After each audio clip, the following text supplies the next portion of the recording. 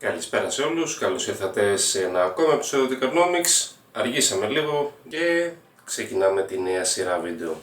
Από εδώ και πέρα η επόμενη χρονιά θα πάει ως εξής. Θα κάνουμε οικονομικές αναλύσεις κυρίως και κάποια μικρά review φυσικά αυτοκινήτων για το πόσο κόστος έχουν, τι συντήρηση χρειάζονται, κάποια λειτουργικά θέματα, χώροι, άνεση και πάει λέγοντας. Φυσικά δεν θα μπορούσαμε να ξεκινήσουμε με κανένα άλλο παρά με το Mazda MX-5 NC. Πάμε να το δούμε.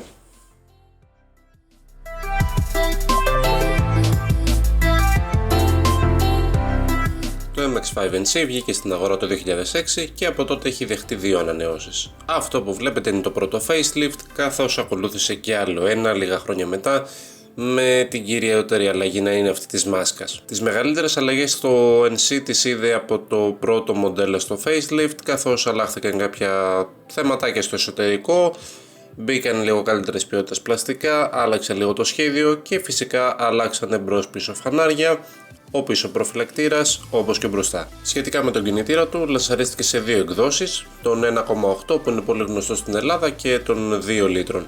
Αποδίδει 126 περίπου 160 άλογα αντίστοιχα, στα χαρτιά τουλάχιστον, και τα πρώτα μοτέρα αναφέρθηκε πως είχαν κάποια θεματάκια. Μετά το 2009 και τα δύο μοτέρα έγιναν forged powdered, το οποίο κανονικά σημαίνει σφυρίλατο, αλλά η Mazda δεν το επισημοποίησε ποτέ. Η πληροφορία απλώς διέρευσε από μέσα. Πάμε και στα πρακτικά λοιπόν.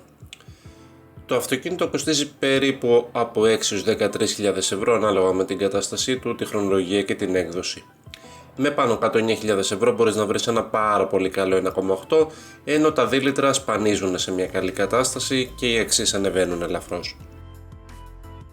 Η κατανάλωση βρίσκεται πάνω κάτω στα 9 λίτρα με ό,τι συνεπάγεται αυτό για την τσέπη σου και τα δίλητρα είναι περίπου 1 λίτρο πάνω. Τα service είναι αρκετά προσιτά και για τους δύο κινητήρες, καθώς συνήθως δεν ξεπερνούν τα 65 ευρώ για τα μικρά και περίπου 100 για τα μεγαλύτερα.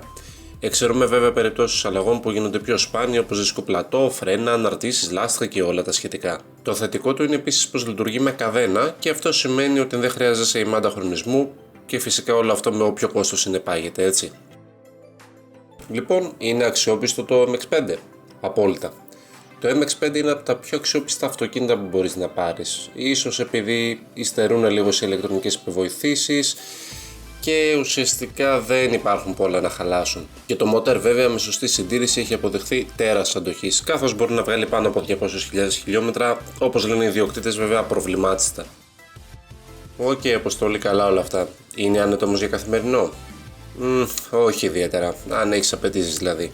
Οι χώροι του είναι περιορισμένοι και αυτό θα φανεί στην πρώτη βόλτα που θα θες να κάνεις με παρέα ή στο πρώτο μακρινό σου ταξίδι. Παρ' όλα αυτά έχει μεγάλους χώρους για αυτό που είναι και δεν πρόκειται να σε κουράσει ούτε σε μικρές ούτε σε μεγάλες αποστάσεις αν ταξιδεύεις μόνος ή με άλλο ένα άτομο.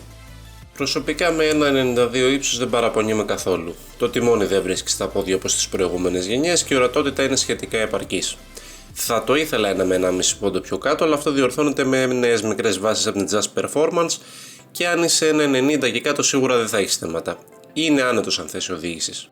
Τώρα όσο αφορά το συνοδηγό, δοκίμασα να καθίσω και εκεί. Δεν μπορείς να πεις ότι είναι και τελείως άνετα, αλλά σε καμία περίπτωση δεν μπορείς να πεις ότι δυσκολεύεται κάποιος να καθίσει ή να μείνει στο αυτοκίνητο για πάνω από 1 με 1,5 ώρα. Γενικότερα είναι άνετο για κάποιες αποστάσεις μέχρι 2 ώρες, ίσως να σε κουράσει ένα λίγο μεγαλύτερο ταξίδι.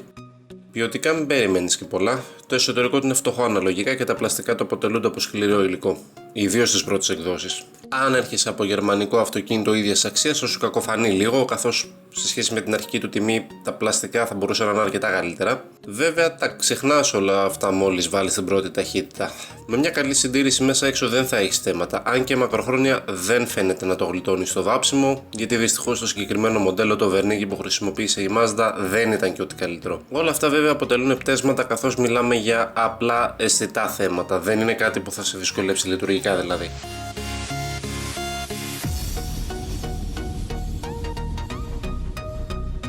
Ωραία όλα αυτά. Και πώς είναι στην οδήγηση τώρα, γιατί όλη η κουβέντα εκεί γίνεται. Λοιπόν, αν βρεθεί αυτοκίνητο εισάξιο το MX-5 στην κατηγορία του, φαντάζομαι ότι η ίδια η Mazda θα σταματήσει την παραγωγή.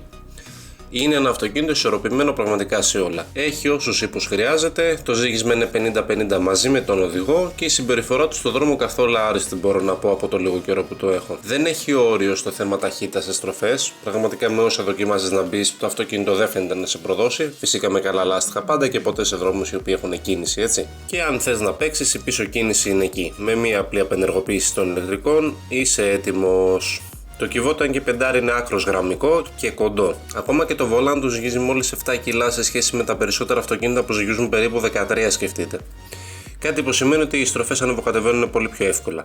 Σαφώς όλα αυτά στα πλαίσια της αξίας του, έτσι. Δεν λέμε σε καμία περίπτωση ότι το αυτοκίνητο είναι άξιο με μια Ferrari, αλλά θα έλεγε κανείς ότι είναι ένα μικρό S2000 ή γενικότερα ένα baby sports car. Σου δίνει τη χαρά ενός πραγματικού σπόρο αυτοκινήτου, χωρίς όμως να χρειάζεσαι 40 και 50.000 ευρώ. Οπότε, Αποστόλη, στο τέλος της ημέρας αξίζει τα χρήματά του.